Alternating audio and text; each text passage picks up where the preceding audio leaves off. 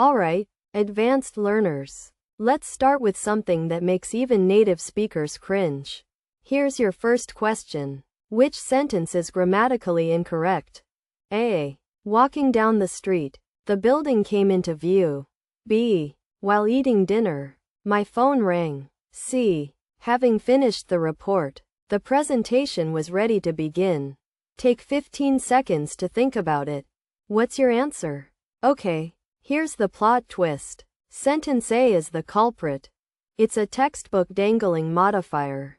The subject doing the action isn't clear. Walking down the street suggests the building was walking, which is absurd. But here's what's wild. Native speakers use these all the time in casual speech. And nobody bats an eye. B and C are technically incorrect too. But they're so common in everyday English that most people don't notice. This is the grammar paradox. Rules on paper don't match real English. Next question. Is this sentence correctly punctuated?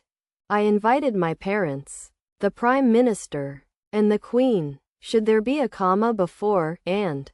That's the Oxford comma, or serial comma. And honestly, it's the most divisive punctuation mark in English. The answer? Both versions are correct, depending on your style guide. American English and academic writing favor the Oxford comma. British English often omits it. But here's something fascinating. A missing Oxford comma once cost a company millions in a lawsuit. In 2014, dairy workers in Maine won a case because the lack of a serial comma made labor law ambiguous. So technically, using or not using the Oxford comma can literally change the meaning and value of sentences. Native speakers in different countries will judge you differently for this one. It's the grammar equivalent of pineapple on pizza. Everybody has strong opinions. And nobody's technically wrong. Time for a real brain bender. Which sentence is correct?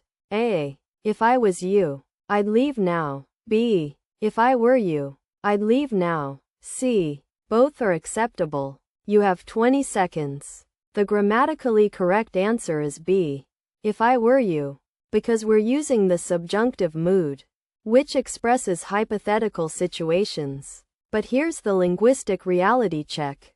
In modern English, especially in spoken language, option A is what most native speakers actually say. The subjunctive mood is dying in English. Linguists have been announcing its funeral for decades. In some dialects, it's already gone. So technically, native speakers are wrong according to traditional grammar rules. But when millions of people do something, language evolves. This is why English is so deliciously inconsistent. Standard English says B, real English says A, and that's not a failure of English speakers. That's how language actually works. It changes. It adapts. It rebels against the rules written 200 years ago. Quick question. What's wrong with this sentence? To boldly go where no one has gone before. You know this one, right? You can't split an infinitive. To go boldly is the correct version. But wait, did you know this rule was completely invented? It was created by Latin teachers in the 1800s who insisted English grammar should follow Latin rules. Except infinitives can't be split in Latin. So they forced the same rule onto English, where it doesn't actually belong. The result? Star Trek used one of the most incorrect sentences in the opening line. And it became iconic. Native speakers split infinitives constantly. To really understand, to clearly see, to finally decide. Linguists now agree that split infinitives are fine. They're not errors. They're normal English. The only people who get upset are those clinging to a fake rule. So here's the lesson. Sometimes grammar rules aren't about correctness. They're about tradition, status, and whose rulebook we're using. Final advanced challenge. Which sentence is incorrect? A. That's the person I was talking to. B. That's the person to whom I was talking. C. Neither. They're both fine. You've got 15 seconds. The formal answer is supposedly B. Ending a sentence with a preposition is bad grammar. You learned that in school, right? But guess what? This rule is fake too.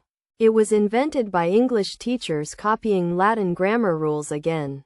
Winston Churchill famously mocked this rule by saying, "This is the sort of English up with which I will not put."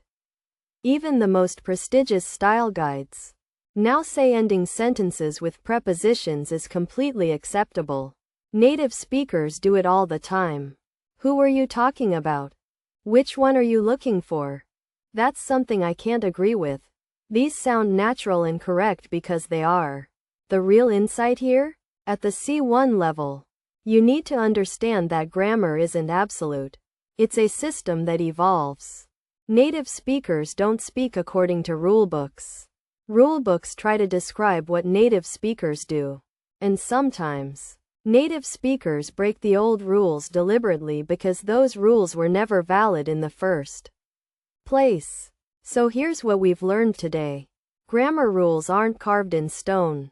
They're guidelines that change. Native speakers break them constantly. And that's not because they're uneducated. It's because language is alive. At the C1 level, you're not just learning grammar rules anymore. You're learning to understand how language actually works in the real world. The secret to sounding native isn't perfect grammar from a textbook. It's understanding when and why to use different forms. It's knowing that subjunctive mood is dying, but still using it in formal contexts. It's recognizing that split infinitives are fine, but they might sound more formal. It's grasping that native speakers will judge you less for incorrect grammar than for pretentious grammar. Trying too hard to be correct. The most native thing you can do is speak naturally while understanding the system underneath. You've already got the technical skills. Now master the nuance. That's what separates advanced learners from native speakers. Welcome to the advanced level where grammar becomes less about rules and more about language in real life.